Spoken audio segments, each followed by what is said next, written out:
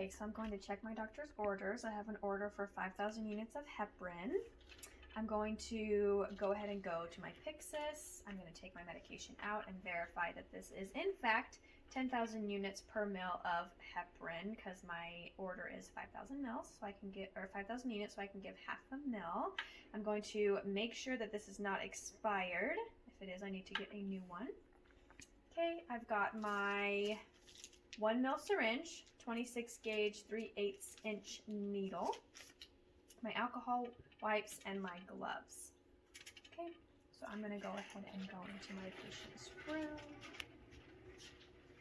Good afternoon, it is Autumn. Can you verify your name and date of birth for me? Perfect. Okay, so we've got your heparin, Mrs. Smith. We're just going to give you a really quick injection in your belly. Have you had this done before? Okay, perfect. Do you have any allergies that you're aware of? Latex, anything like that? Perfect. Okay. So I do also have protamine sulfate on hand.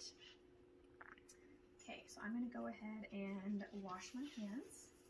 Okay. I'm going to don my gloves.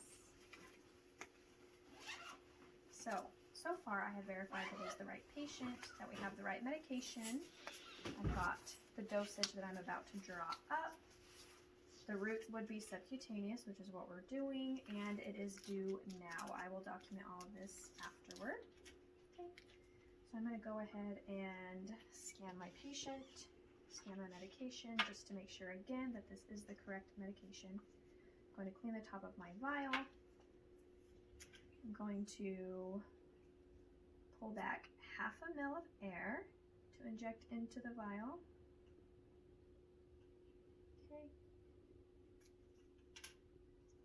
I'm going to inject my air, and I'm going to pull back half a mil. Make sure not to get air bubbles. Okay, got my half a mil. I'm going to carefully recap.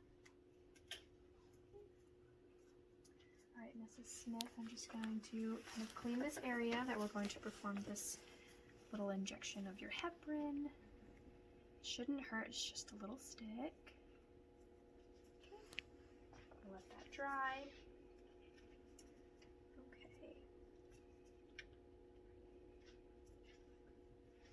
Pinch at a 90-degree angle, straight in.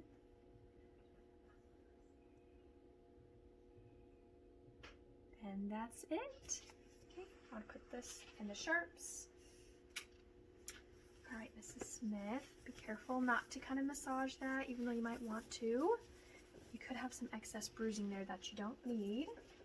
Okay, so I go ahead and remove my gloves, wash my hands, okay, and then clean up all of my area.